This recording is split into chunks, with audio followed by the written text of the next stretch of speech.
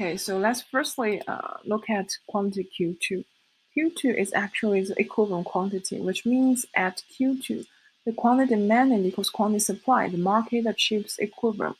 Or in other words, the marginal benefit of consuming the Q2 unit equals the marginal cost of producing the Q2 unit.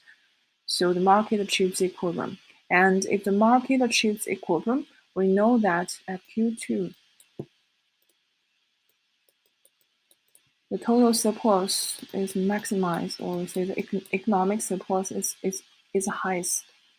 And think about at Q1. So at Q1, we could see that the quantity demanded actually, the quantity demanded is Q1, the quantity supplied is Q1, but it's actually not an equivalent. The reason why is at this Q1 unit, the marginal benefit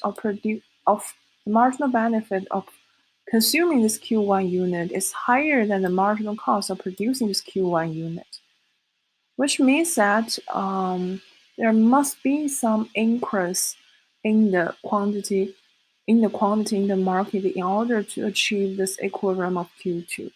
So if the market is as Q1, the economic surplus in that case, let's see, this is an economic surplus star.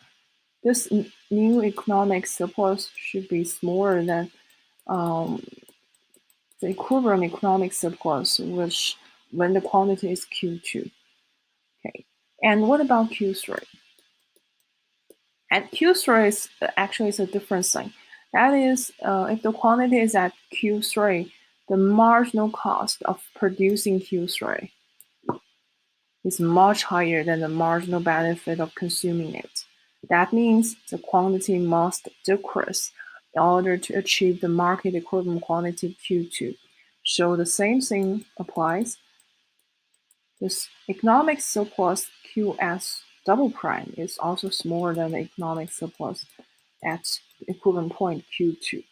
Okay, so actually for the Q1 we can find the economic surplus on the graph. It is this area here. Okay, so it's definitely smaller than the large triangle here because there's some like a triangle loss here.